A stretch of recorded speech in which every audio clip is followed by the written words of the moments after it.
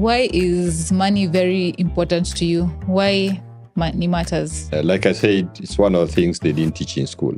Our temperament determines how we do very many things, including how we deal with money. When it comes to the sanguines, okay, how is their relationship with money? The sanguines who fell in the Quill family, because they asked many questions, and by the time questions were getting answered, the bubble had burst. Financially, you stop being a child when you move out. As long as you stay in, you're using somebody's resources to continue your life. Count yourself a child.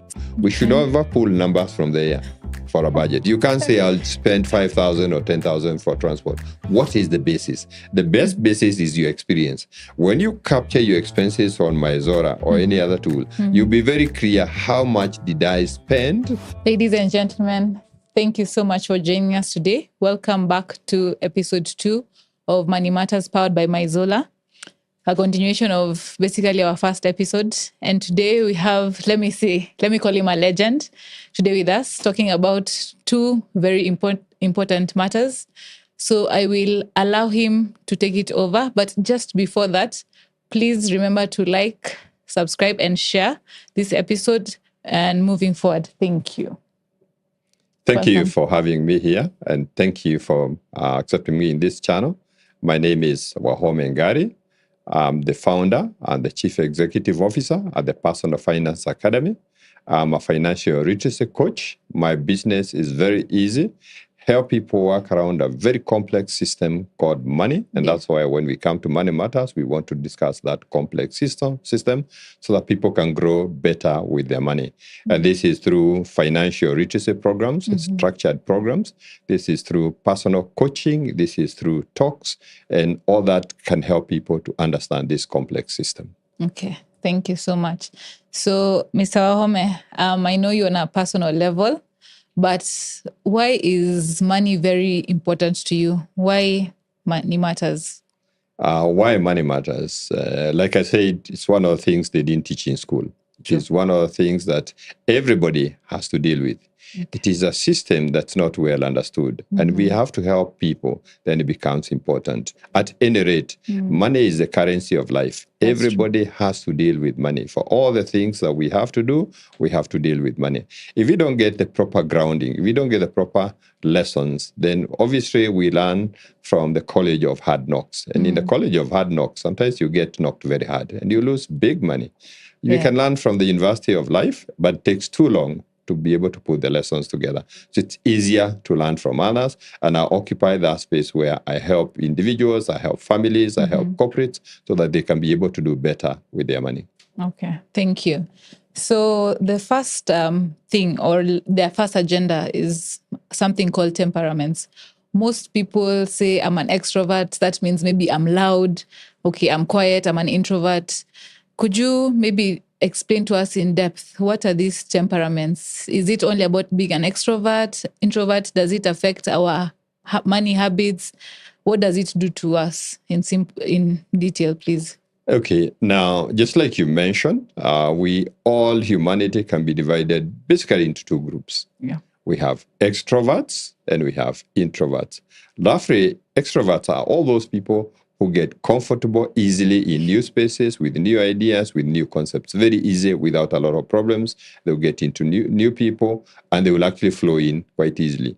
Okay. Introverts, on the other side, are people who find it easier in familiar ground, where they are with people they understand, with systems they understand. That's their comfort zone. And all of us know I'm either comfortable when I meet strangers or I'm uncomfortable when I meet strangers. So you can tell whether you are an introvert or an extrovert. Now, having divided everybody into 2, some are extreme, some are middle of the road. Now, having divided everybody into 2, we come into something we call the temperament. Okay. We are all uniquely different. Every person, every one of the 7 billion people traveling on this earth are all different. And there are differences that we know about. You know our thumbprints, we know our DNA, we know the hair structure, all those differences we know. But subconsciously, we are also different. There's something that sits in our subconscious that tells us the things that we have to do. That's why while we are doing the same thing, we tend to do it very, very differently. That difference that we have in our subconscious, which is a birth code, something we are born with, that determines how we do very many things is what we call our temperament. And so when we look at our temperament, now we see that we can divide now people into different temperaments. So that explains what the temperament is. So like when you say now the temperament, does it mean like maybe under the extroverts, you would have different extremes of extroverts? Is that what you're telling us? Yes, what I'm saying is there are people who are extroverted, but their temperament now helps us to understand them even much better. There are people who are introverted, but their temperament also helps us to understand them better. So when you're looking at the extroverted people, psychologists have been studying this thing for many years, from maybe 400 BC or something like that. There's a Greek scientist was called Hippocrates who studied this thing, and it's been studied today, and that's why we have psychometric testing to help people know where they are. So when we borrow from the psychologists, what they have found out is that our temperament determines how we do very many things, including how we deal with money. Now, one of the groups that the psychometric test and psychologists have helped us to identify are people called sanguines. Sanguines are extroverts who are talkative, people who find it easier to mix with new people, people who love fun all the time, people who are very optimistic, and people who gel in easily. And when they have a chance to show off, they show off. Those are sanguines. And we call them the flowers of the world. They give this world life. And they are great people to be around because they will tell you an exciting story all the time. It doesn't matter what it is. There's always a nice thing to talk about it. They convert work into fun. They convert relationships into fun. They are very emotional. They show their emotions easily. If you meet somebody who happily gives you a hug or gives you a high five and they're excited, now you can see who the sanguine is. They dress in brilliant colors so that you can even spot them from a distance. Okay. I like that. So now when it comes to the sanguines, how is their relationship with money, or maybe what careers do such people who fall in this category thrive in? And of course, in everything, there's a strength, there's a weakness. So, yeah. Okay, let's think about these people who are jolly, who are happy all the time. So what careers would they fit in? They'll fit in those careers where you need to stand up and speak to people. So they will make very good people in sales, in marketing, in PR. They will go into politics. They will go into teaching. These are our televangelists. You can actually see them. They are colorful people wherever they are. They are politicians. Just look at our politicians over the weekend and how they dress in very floral colors. That's the way they are. They thrive on the ability to stand and speak. That's where they earn. And they make big money wherever they go because they are able to speak a lot about it. As a person, what's their personal weakness is that they actually don't focus on one thing for long. They look for fun. And if new fun comes, the old fun goes.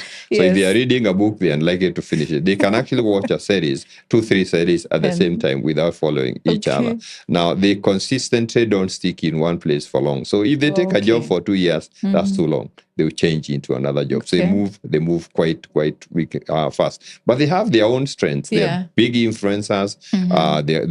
They cause people to focus in a given direction. They are very compassionate.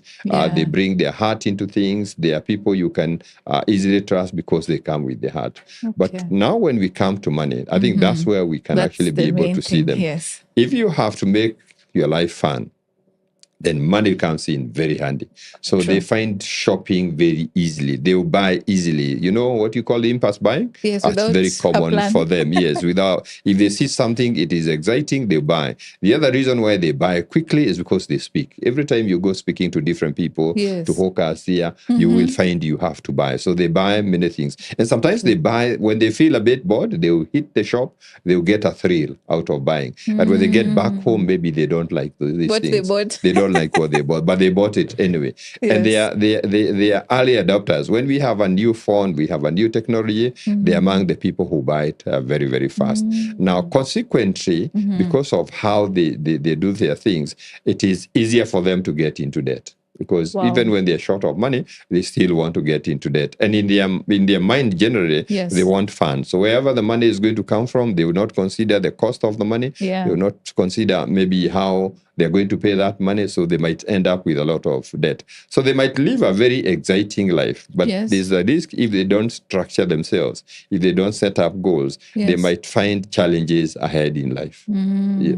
Okay, yes, because I believe like for some of these people, I would not want Wahome. I'm used to people knowing that I have money. So even when I'm struggling, I'd rather borrow. Is that what you're saying? Yes. Okay. You have a show, they show up. So I want to have maybe a new outfit, a Yes. new car. I need to, people must see that Yes. I am out there. They show it. So, If it's the latest and when they iPhone, have something new, they will talk about it. Oh, so as yeah. a result of that, they easily find themselves getting into debt. Debt. They don't like long-term goals. They like living today. So they find it's holiday season. Yeah. Let's hit it.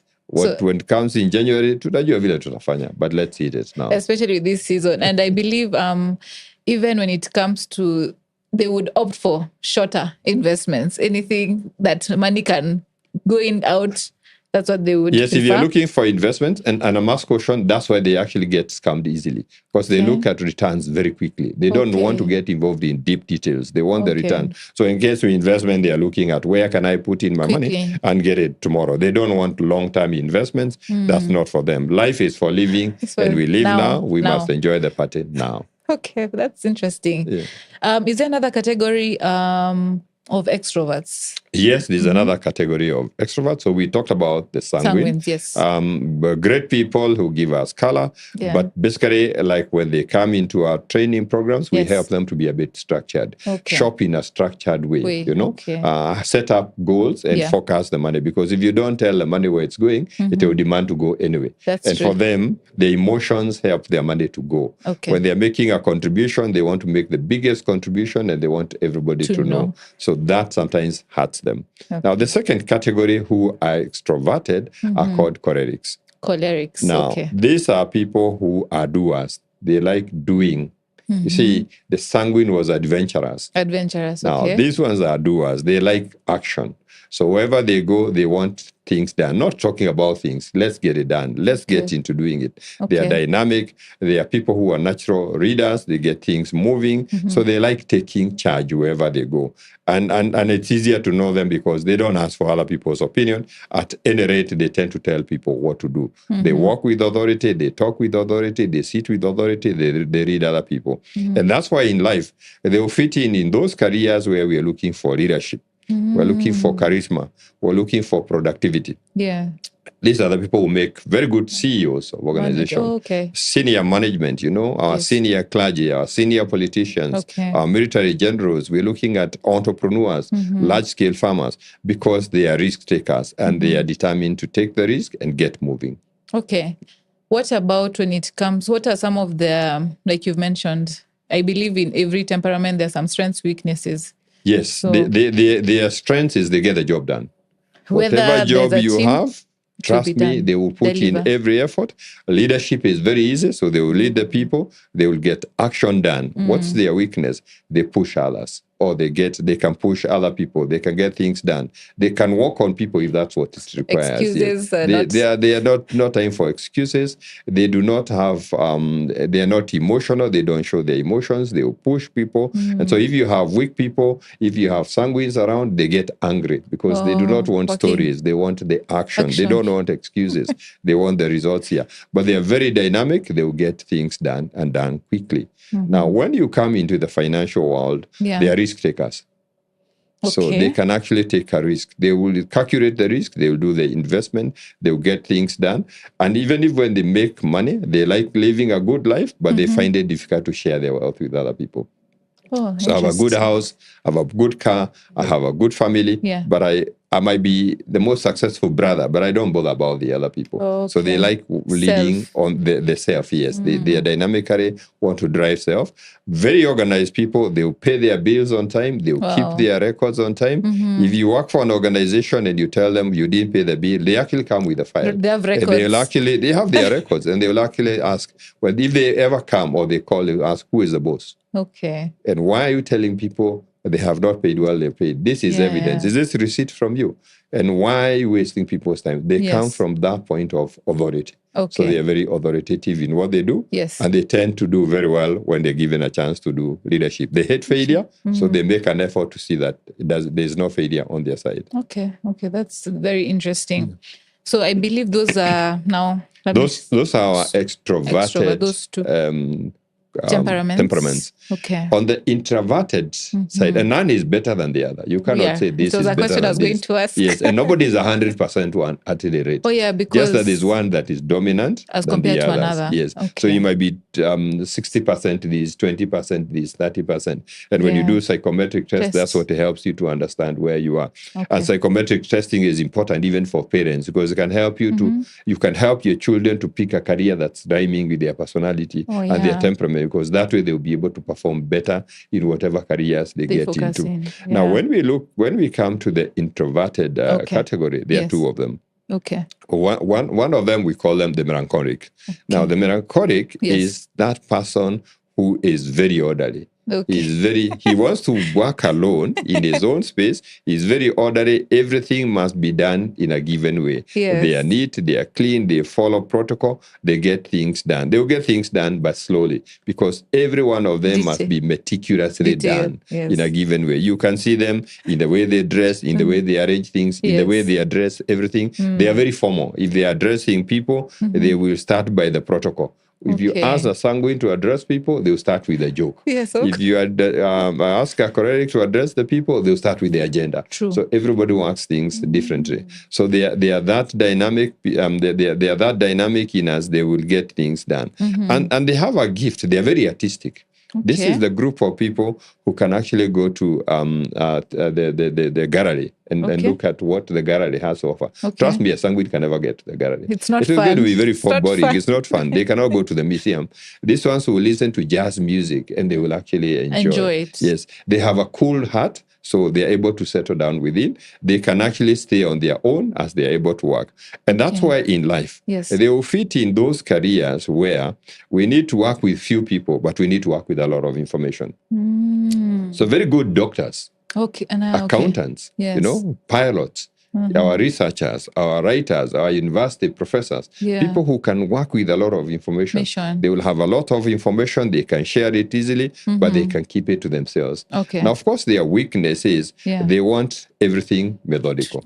So if you are actually a melancholic and your child is a sanguine, there will be quarrels every single day. I didn't think about it like that, but it's making a lot of sense now. Yes, because you see, you want things methodical, then they want fun. Right. But generally in life, they actually get married to sanguines. Oh, why? Okay. Because they like the spontaneity of the sanguine. The sanguine likes the order of the melancholic. So it's like you're borrowing from each other. You're borrowing from each other. You're complementing each other. That's the word. Okay. Yes. You compliment, because the sanguine and the choleric don't agree, because one wants to go fast, the other one wants to go slow. They quarrel a lot. These ones complement each other. And so when you're looking at careers, those are the careers they are going to look at. When it comes to money, there are people who are meticulous even with their money. So they'll go shopping with a shopping list. Wow. They will have order. They will have a calculator. They'll go through the shopping mall aisle by aisle. You know, when they go to the supermarket, they go aisle by aisle. They will follow them as they go. Number one, number two. Wow. Of course, the sanguine looks up. They see something there for sale, they go there. These ones will go that way, and they don't like bargains. Okay. They do not want to bargain. So they want the prices that are fixed. So they will actually be able to do their investments by asking very many questions. They will ask many questions until they are contented. And once they are contented, whatever they start doing, they will do it long term. Okay, so they end up succeeding long term. They will end up maybe amassing a lot, but they tend not to spend a lot of it. Okay, so for them, it's detailed information. Detailed information evidence that it works. Yes, Okay. evidence. And they are not the first ones to get into new things. They tend to be the last ones. As they are analyzing, these ones didn't fall into the quail farming. Okay. It is the sanguines who fell in the quail farming. Because they asked many questions, and by the time questions were getting answered, already the done. bubble had burst. Yes. So they never got caught up in that. Of course, they miss opportunities sometimes because they do analysis. Thinking. Sometimes they can be analysis paralysis, and you find that now it is The too late opportunity for is the gone. day. The opportunity is gone. Okay. So those are the melancholics for Okay. us. Great people who helps us to keep to order. Okay. Who helps us to keep organized, because they are very, very good organizers. Okay. While the sanguine is happy to work away from the office, these ones are happy to work in the office. Okay, where so we late can be nights, orderly. etc. Okay. Yes. Another category of introverts, or is that the only? There's another category of introverts. We call them the phlegmatics. Phlegmatics. Phlegmatics are those people who are very peaceful,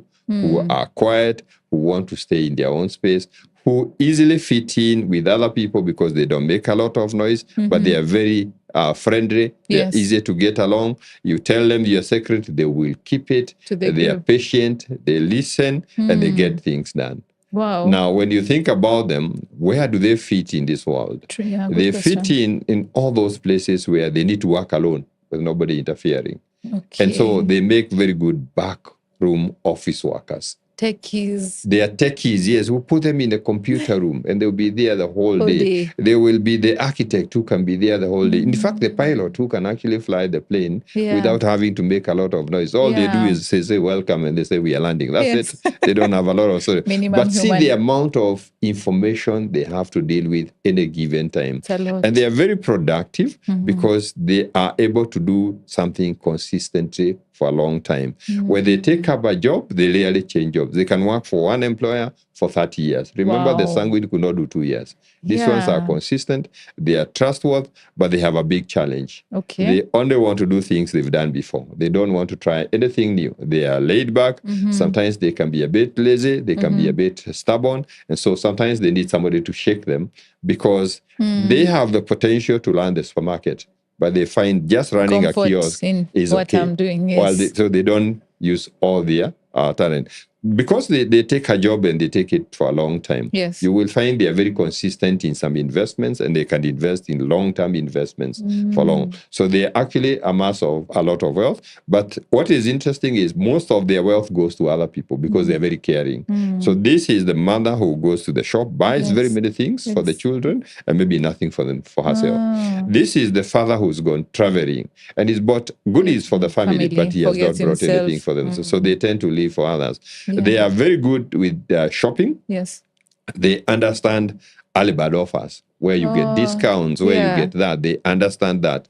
But when it comes to investment, they like following others. So this is a person in your chama who will say, but the chairman said it is okay. Let's go. Let's go. The chairman said it's okay. We don't need 1,000 questions. Yes. You can see the choleric will never take that answer. That's true. The melancholic will never take that answer. The sanguine will actually say, let's go and see. Let's go and see. What is this? Because it's an outing. It's going to come. So we are all different, but everybody fits in their own place. So sometimes for the phlegmatic, what we do is help them structure higher goals, challenge themselves. They can actually be able to do more. Again, nobody is 100%. We are all this, but knowing yourself helps you understand how you do investments, how you pay your bills, how you deal with debt, and all the things around you. So it is important, and we always say to people, you can actually go online and do a test, or you can actually go to a psychologist and do a psychometric test, and that will help you in understanding the other people. I should add that now the phlegmatics get attracted to the choleric. Why do they get attracted to the choleric? They like the way this guy is spontaneous and is a doer. Yes. On the other side, the choleric likes the peace this guy has. Even when things are not working, they are not readable. Peaceful, yes. So somehow when they meet, they tend to gel with each other. Okay, I like the way you have said that. So I may be strong in one temperament, but I'm also borrowing something from a different. So we are not one out of the 4 week. We have a mixture of some levels. We have a percentage of, some people are dominant. You can actually see this is a sanguine from 100%. End to end. You have never met this person. You sit next to them in the bus or the plane. They're telling you stories and you like the stories. And when you meet next time, they can't remember your name. Yeah, it's true. Yeah, Yes. because that's not their nature to keep a lot of details. Okay. Or the other time you actually meet somebody who is very concerned, they're taking care of you because they are the phlegmatic, and that's their nature. You might go into a meeting and you find this person, they are just a stranger in the meeting and they've taken over. Because that's a choleric and they like things getting done. Now you have the other person who comes into the meeting and they are saying, can we start with a prayer? Because now this is a melancholic, there has to be order. You can't just get into the meeting. Just like that order. So we all complement each other. We bring value in a workplace. If you know, or in a team, if you know who has what complement, we are able to work better together because everybody brings in, even in a family, everybody complements the other. So we are able to do much better. And so nobody is 100% one, nobody is better than the other, but we can all bring that advantage to the table. Okay. Yeah. So, Mr. Wahome, being a beneficiary from your Personal Finance Academy class, I was able to do the psychometric test. So I believe on the description, we have a link to if someone is interested in knowing their temperament, because I believe someone may think I'm an extrovert, maybe I'm an introvert. It's available for us. Yes, it is available. We have a website, www.pfa.co.ke, and somebody can actually go in there and they will get a guide of how to be able to do it. It is important that we actually find out. But I must also hasten to add, sometimes the way you're born, circumstances can change you. Okay. And I've always told people, if you're born first, if you're the firstborn in your family, even if you're not a leader, circumstances force you into leadership. Okay. You will find you took care of your siblings at some point, and you lead your life taking care of people. Yes. And that is why even when you come to the office, you tend to father or mother other people. Okay. If you are actually a second-born, you actually have some choleric tendencies. You like being competitive. You want things done because that's the position you occupied. You had to assert yourself because the firstborn was very well established. Yeah. And so that's one. The other one is how are you groomed? Yeah. You might have been born extroverted, but you're brought up in an environment where they kept on pushing you down. Hushing you down until you got quiet and silent. Or it might actually be where you went to school. There are schools where they actually help people to come up very well and to bloom quite early. So all those things affect your temperament as you go along the way. Okay, so like you've had, at least you can be able to take the test through the website is mentioned, but we'll also have the link on the description below. So now I'd like to change things a little bit. There's something I read from your book and also from class, the cycle of life. Yes. I want you to take us through what this cycle of life is, because I believe all of us must go through that entire cycle. So what is this cycle of life? Maybe if you could just tell us. So this is a book that you talk about. It's called The Wallet Words. It's actually available at Nuria bookstore, and somebody can always get their copy. Yes. Now, life comes to us in three phases. All of us. Okay. The first phase for everybody is their childhood. There's nobody who comes into this world without coming through as a child. Yeah, that's true. And this is a season where other people take care of you. You have no work, you have no money, you're actually dependent on somebody. In fact, we say children are certified consumers. Yes. And all they do is they learn one question. Umeliletea nini ama utaninunulia nini? That's it. And they are just fine because that's the season for learning. Okay. And we learn many things. We learn language. We learn how to stay with people. We come back to school and we stay in that season until the day you're done with college and you have found gainful employment and you move out. So financially, you stop being a child when you move out. As long as you stay in, you're using somebody's resources to continue your life, count yourself a child. So here, are we talking in terms of age group? Is it like, let me say 0 to 20? Yeah, it is 0. And I said, until the day you move out and you go and pay your bills. So if I and largely, do you people move in at 16 or 18 when they get the ID, or 21, or even when they're in college at 22? It will be where? 23, 24, 25? And some people even push it to 28 and 30. Okay. When you move out and you have found your job, you go to the second phase of life. And this is the working life. Okay. This is when now you actually earning and you can pay your bills. Okay, like my first, if so, we are talking internship, your first job. You can pay your bills. Yes. You might be doing internship in your Not- child because they okay. cannot sustain you. You stay home with your Under my parents. parents. So for financial reasons, we consider you a child. Okay. You're not paying power and you're not paying water. When you actually take your first job, whether it's an internship or it's your first job, and it is paying you well, and you move out. When you move out, now you come to the second phase, which is the working life. And you continue in the working life until the body gives up on you. Okay, so there are two ways. Either the body gives up on you, or you have such good investments that they're generating adequate revenue, you don't need to work. Okay. Your income from your investments says you can live without necessarily working. And that takes us to the third phase. And the third phase is what we call retirement. Retirement is that season in life when you don't wake up to go and earn money to pay your bills. Either because your body is not agreeable, or because you have the resources, the investments that are paying your cost of living. So we all go through all those three phases. Again, the age varies from person to person.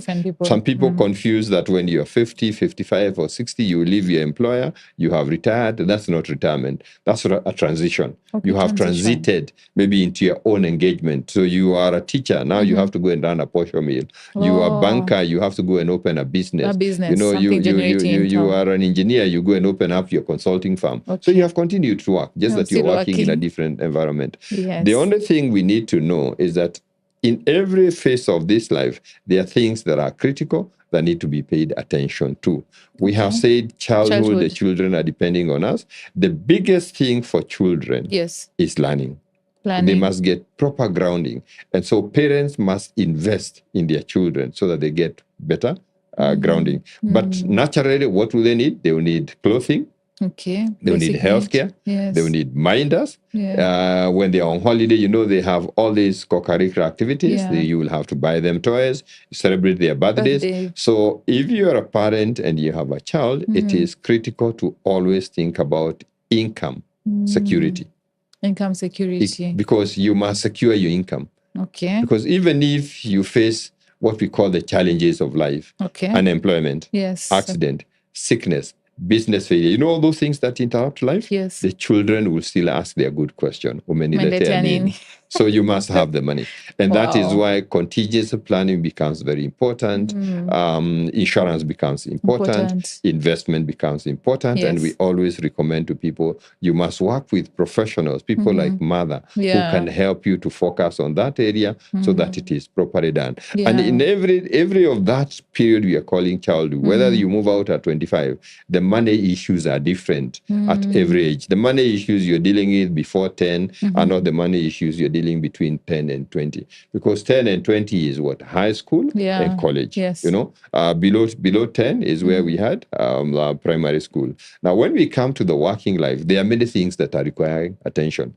Other than taking the cost of living, paying the rent, you know, paying transport, paying bus fare, and all those things. Now, it becomes important that we think about a bigger budget items like home ownership.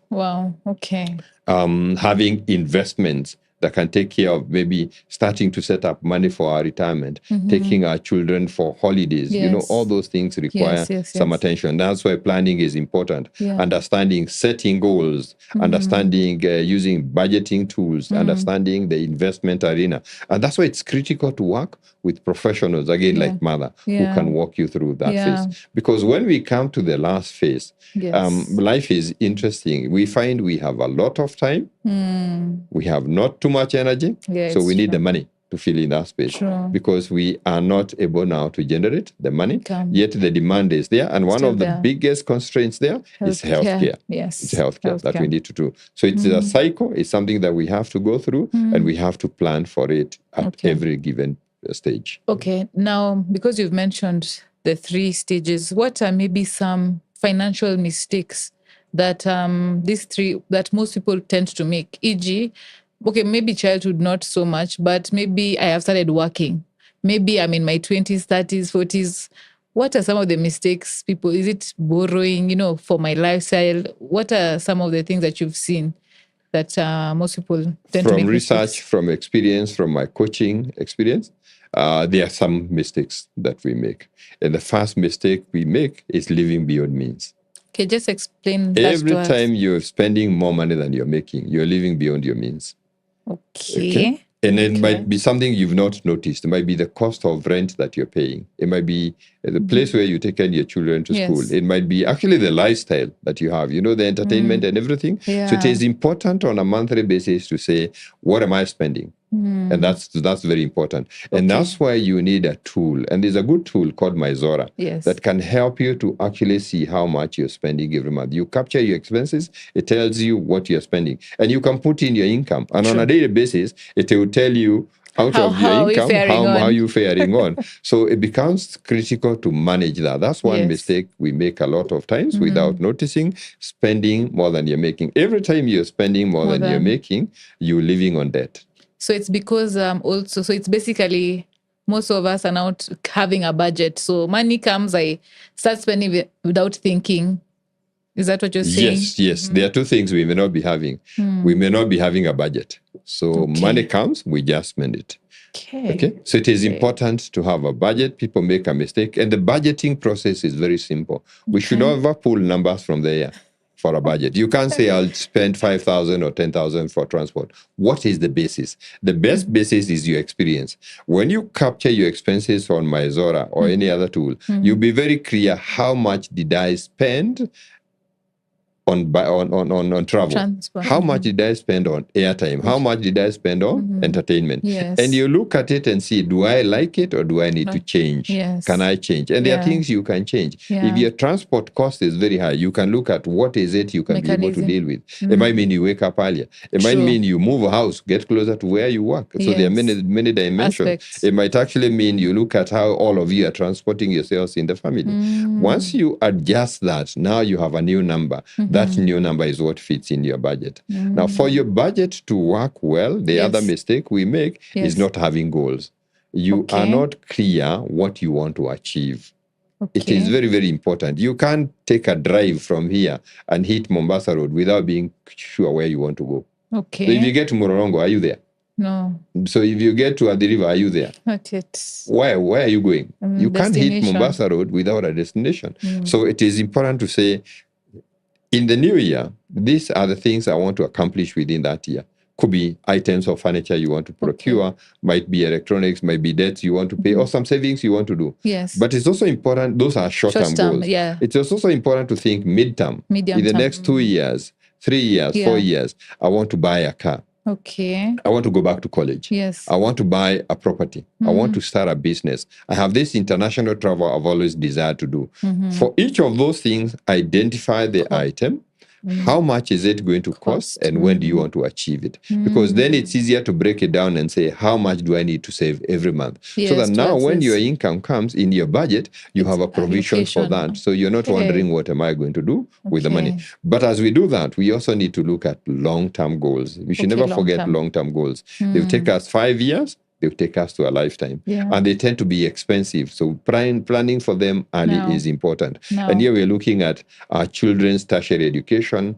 We're looking at our retirement financing. We are looking at our home ownership. We're looking at that big investment that we want to make. Looking at that cruise we want to take. So we can plan for all those things. So the mistake is we live beyond means. We don't have a budget. We do not have goals. The other mistake we make is thinking we will ever remain young. YOLO. You only live young. You only young. You only live once. True, but you must live today and live tomorrow. Okay. Because, and I say to people, it's easier to think I'll always be young. When you're 30, you're very young. We can actually certify that. The only people think you're not young are your 5-year-old cousins. Then they think you're too old. Okay. But for you, you can practically say you're young. Now, when you're 30, then you settle down at 30, and God grants you a child at 31. By the time they go to school, you're actually 35. Because they need 4 years to go to preschool. And they'll be in school for 2 years. So when they are done, you're 37. If they come to primary school, they'll be there for 6 years, you'll be 43. Now, if they go to secondary school, another 6 years, you're 49. Now, if they go to college for 3 years, you can actually see you are 52. Pension is calling, and that's the firstborn. Can you see how things have gone very fast? And that's why it requires planning, because in between there, you need a car, you need a house, you need to finance your retirement, you need a business, you need other investments. Without planning, that will become a big, big, big problem. The other mistake that we make is something we say, you support your relations and forget that you have a future. Okay. You know something people call black tax? Yes. You must work out to make sure that although you're supporting others, you're still moving ahead. Yeah, because if you're mark timing, one day you will not be able to support them and you will not be able to support yourself. Yes, and that becomes a big mistake. And then it's like a cycle, because when I get to that age and I start calling my kids, the most basic things, always calling them. So even when they see my call, they're already scared. Oh, they'll call you Sumbua. Yeah, exactly. But we must admit that society is changing, changing rapidly. While there's a generation that took care of their parents when they aged, there's a generation that's not going to take that. We must be obvious about that. When we see Gen Z and we see Alpha and Beta is coming on the way, and the world has become a global village, they will actually go and settle in Australia or some other place.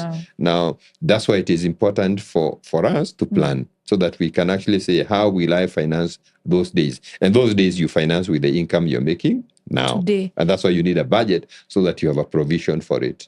I like the way you've broken it down. Like, I might be in my 20s earning a good job. And when I meet people, there's always, especially I think gents, when we're speaking about saving for their future child's education, whether present or not, they're like, but I don't have a kid today. But I always keep telling them, imagine in 10 years, your expenditure is for self now, but in like 10 years, will it remain that way? So it's good the way you're saying that short term, medium term, long term, you can actually do it from your income today. But let's agree. They don't even have to bother about the kids. Yeah. There's a musical band in this nation, Sauti Sol told us that every child comes with a plate. Just that the plate is always empty. So you have to put in something. Let's not even bother about the children if they are not here. Let's deal with the issues that are here. Yes, you're in your 20s, but you need an apartment. Yes. Now, to get that apartment, you need to raise a deposit. So that's the saving that we are doing now. You need a car. We need to raise the deposit. Yeah. So that now when the children are coming, at least housing is addressed. Yes. You see, otherwise if we keep everything pending, now we'll have too many things pending. Yeah. And when we get there, we'll be running something called the rat race. And the rat race is very punishing. That you're earning money, you're trying to fix many things, you're not fixing any of them, and time is moving. That becomes very frustrating. Okay. Yeah. I think that's good enough. So anything you'd like to mention to our viewers about budgeting Maizola? Why Maizola maybe? A few things I would want to mention. Yes, when you come to the world of finance, you need financial tools to help you.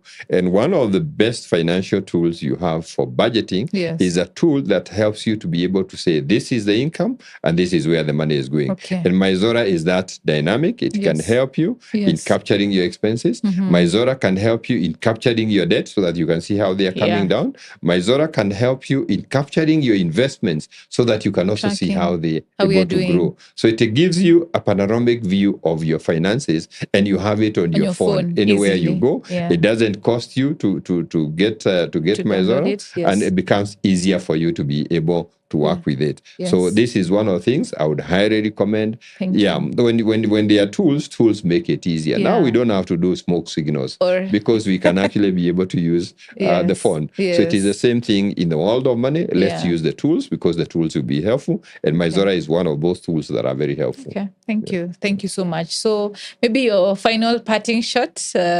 Yes. The final parting shot is, money is personal. Money is personal. Developing yourself in your money life is your personal effort. Okay. So make it an effort.